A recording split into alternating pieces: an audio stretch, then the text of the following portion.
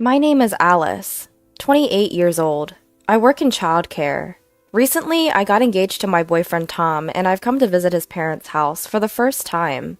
Tom is a graduate of a prestigious university and works for a renowned company.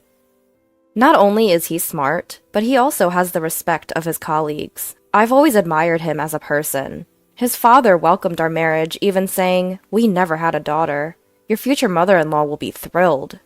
However, I've been bothered by the fact that my future mother-in-law, sitting next to him, seems upset. She's grimacing, almost as if she's angry. While I was observing her, she suddenly asked, "I heard you didn't graduate high school. Is that true? Our Tom is an elite, having graduated from a famous university. You think I'd approve of a marriage between an elite and someone of your status?" I was taken aback when she started to insult me. "Mother-in-law, how can you say such things? You're being rude to Alice." "Exactly, Mom. Your educational background shouldn't matter." Both Tom and his father stood up for me against my future mother-in-law. However, this only seemed to upset my future mother-in-law more.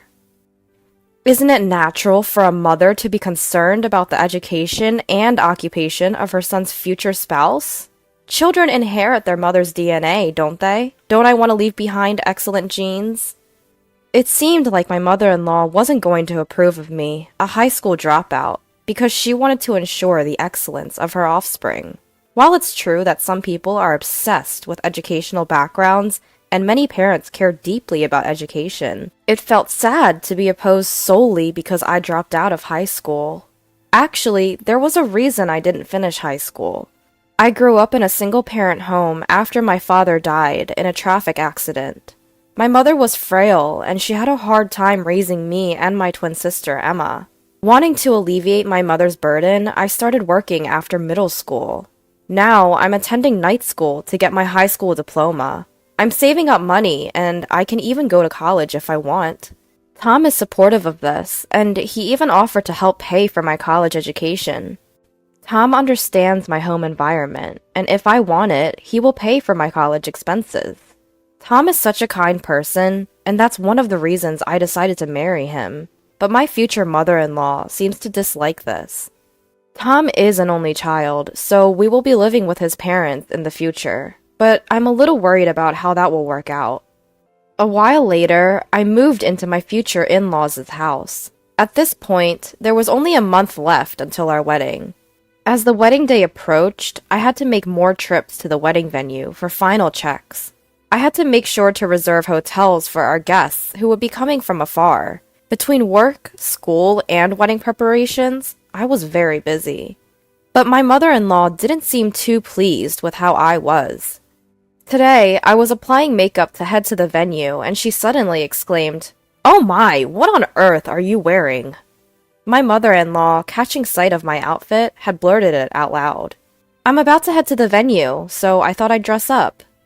Whether she was displeased with me dressing up to go to the venue, or just seizing the opportunity to berate me, I couldn't say. "Huh! You say you're going to the venue, but you're just dressing like that to attract men, aren't you? You're such a careless woman." She just decided I was meeting a man instead of going to the venue. I was at a loss for words. I told her I was meeting Tom at the venue, and if she had doubts, she could ask him, but she just assumed I was meeting a man. Then, the next moment, my mother-in-law did something outrageous. She messed up my carefully styled hair. "Hey, what are you doing, mother-in-law? I spent so much time getting ready. This is terrible." With my hair a mess, I couldn't go out and had to fix it. But seeing my disheveled hair, my mother-in-law cheerfully said, "There's no need to fix it. This hairstyle suits a high school dropout, poor woman like you. You should wear your hair like this for the wedding." Since I was already running late, I quickly fixed my hair and headed to the venue where Tom was waiting. Tom was waiting for me at the entrance of the venue and seemed concerned about my downcast expression. I was torn whether to tell him what happened earlier, but I thought it wasn't good to talk about something so depressing when we were about to discuss the ceremony, so I decided not to tell Tom at that time. One day, when it was almost time for the wedding, my mother-in-law suddenly made this suggestion. "Hey, Alice's mom lives far away, doesn't she? It must be tough for her to come, and she'll have to pay for her hotel. So why doesn't she stay at our house? Tom and I were both surprised by my mother-in-law's sudden proposal. Indeed, if we could save on hotel costs, my mother would be happy, and it would also facilitate interaction between our families. Tom suggested I ask my mother about mother-in-law's proposal, so I asked her right away. My mother was very pleased with mother-in-law's proposal, and it was decided that my twin sister Emma would also come that day. I initially thought that mother-in-law was making this suggestion out of goodwill, but I could never have imagined the outrageous things she would do next. The day before the wedding, my mother and sister came to stay at my in-laws' house. Seeing my mother and sister, whom I hadn't seen in a long time, made me very happy. I have a particularly close relationship with my sister, and we were so happy to see each other after a long time that we decided to sleep together that night. Emma, who had been drinking, fell asleep right away. No matter what happens, Emma won't wake up once she's like this. Just when I was thinking that, it was getting late and I should get some sleep too. I suddenly felt the door to our room open. As I was wondering what it could be, I heard a loud buzzing sound, followed by the noise of something being shaved. Haha!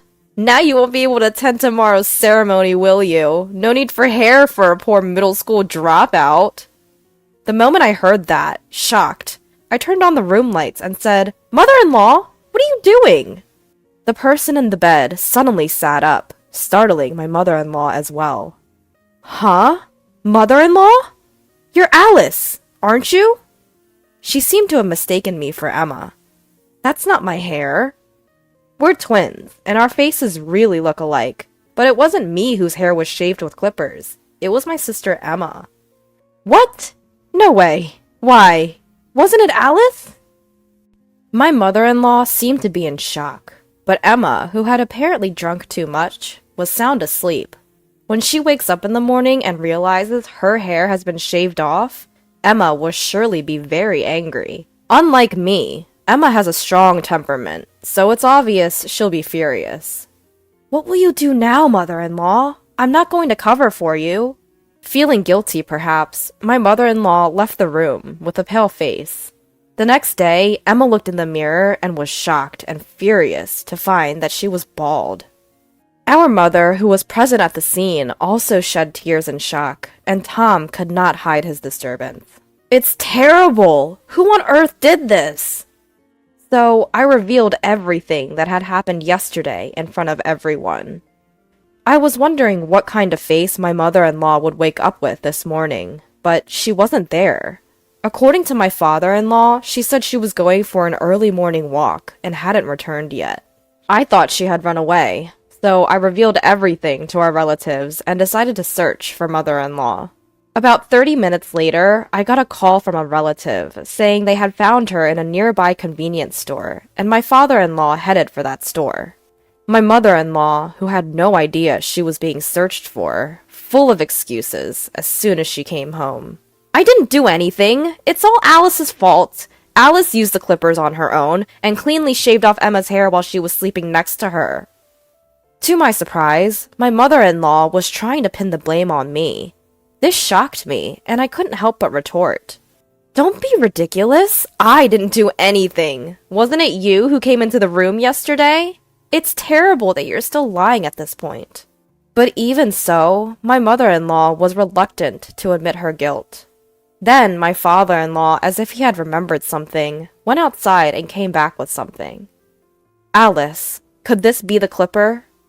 Looking at the clipper father-in-law was holding, it was undoubtedly the one mother-in-law used last night to shear off Emma's hair. That's it! That's the clipper! But where was it? It seems this clipper originally belonged to father-in-law, who was always concerned about his appearance and always carried grooming tools with him. When they went to the car, the bag containing his grooming tools was ransacked, and the clipper was the only thing missing. I always leave my car keys in the bedroom. If there's brown hair in this clipper, it's definite that the culprit is your mom. Saying that, father-in-law started to dismantle the clipper. Inside the clipper was brown hair, undoubtedly Emma's. It must have been because she had to rush out in the dark. She couldn't properly dispose of the hair inside. Shown the remaining hair, mother-in-law collapsed to her knees. Alice, it's your fault! Despite being a middle school dropout and poor, you deceived smart Tom. I wanted you to give up on Tom at all costs. I became disgusted at mother-in-law's selfish words. The one who got angriest upon hearing that was Emma, whose hair had been shaven off. I don't care about your circumstances. What are you going to do about this? I can't attend the wedding like this. Hearing Emma's complaint, father-in-law made a call somewhere. His acquaintance, who was a hairdresser, agreed to rush over with a wig right away. This would temporarily solve Emma's hair problem, but they couldn't just leave mother-in-law as is. 30 minutes later, father-in-law's friend arrived with the wig, and Emma's hair was now beautiful. At first, father-in-law thought about shaving mother-in-law's hair just like he did with Emma, but it didn't feel satisfying. So he decided to expose mother-in-law's wrongdoing in front of everyone. Among the attendees called today were landlords who mother-in-law's parents had been indebted to for generations. They seemed to get along with father-in-law, and hearing about this incident would undoubtedly impact mother-in-law's parents' house. This is because the landlord, who was close friends with them, has been giving them a discount on their apartment rent. The landlord is a very righteous person, and would surely return the rent to its original price once he learns what mother-in-law has done. Worst case scenario, he might even evict them from the apartment.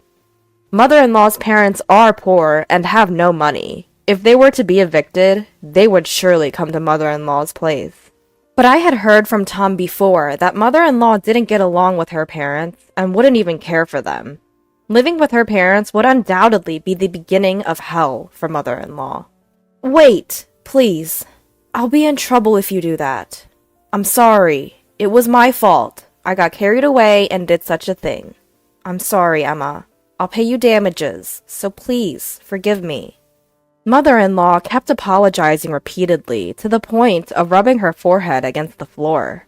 But even with apologies, Emma's hair will not come back. After discussion, it was decided that father-in-law and Tom would reveal the wrongdoings of mother-in-law. Of course, Emma has already agreed to this. Mother-in-law said she didn't want to go to the wedding and tried to run away, but she couldn't because Emma and Tom held her back. Upon arrival at the venue, relatives who knew the situation through messages came to us looking very worried.